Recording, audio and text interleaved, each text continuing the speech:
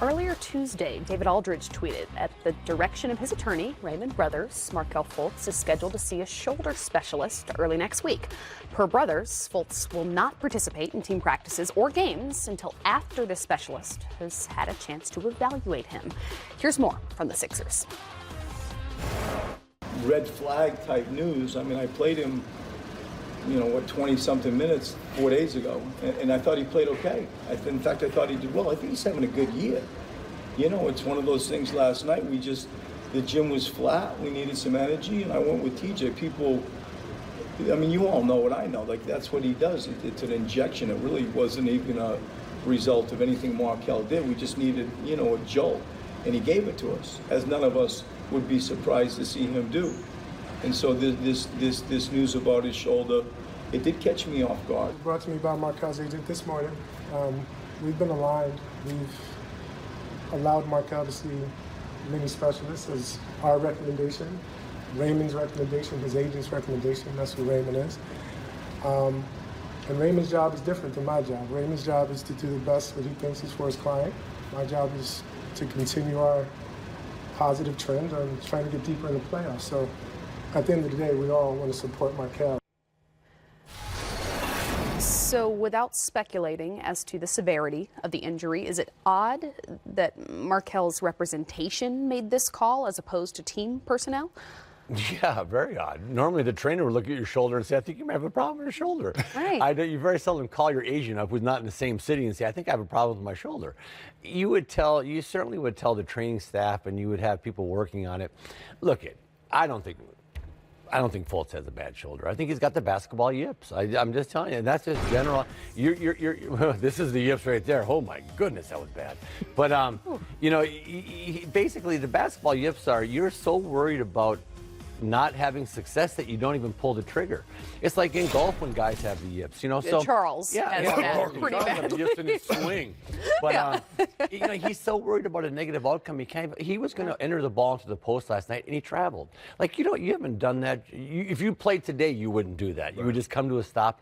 So he's overthinking everything. His brain is on fire, I think, when he's playing. He's just not relaxed.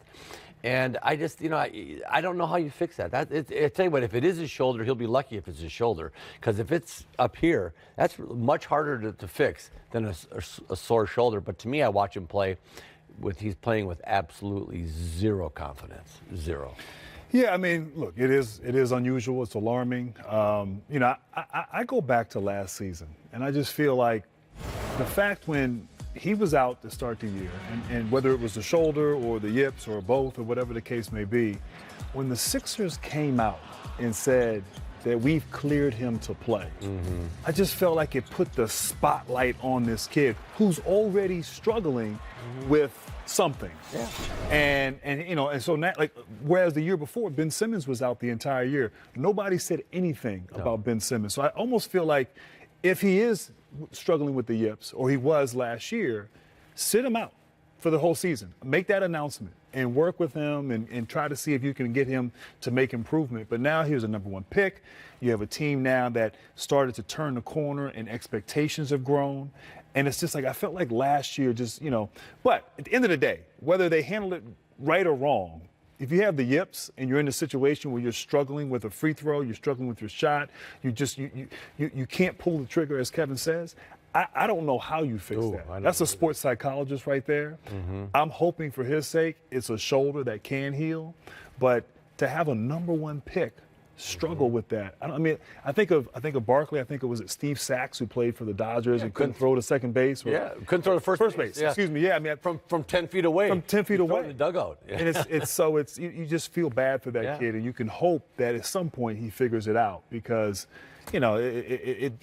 clearly he had talent. He was number one pick. He played great in college, but this is just this story. We thought we turned the corner this summer, and we're right back where we were last year. Yeah, and to finish that off, being the number one pick just adds so much pressure to your game anyways. If he was the 15th pick in the draft, whatever, first of all, we wouldn't be talking about it. Right. Because they would just say he's in the D League or G League just working on his game. And everybody say, well, okay. Yeah. It's not unusual for young players to struggle. It's unusual for young players to struggle and get this much scrutiny over everything that's happening to the poor young fella. I wish him well. He's got to go out there. If I could give him any advice at all, go play. You played ball your whole life. Let it hang out, Len. I tell you what, you won't be the first dude to throw in the third row. You won't be the first guy to miss a jump shot. Just go play. I just think he's worried about all the bad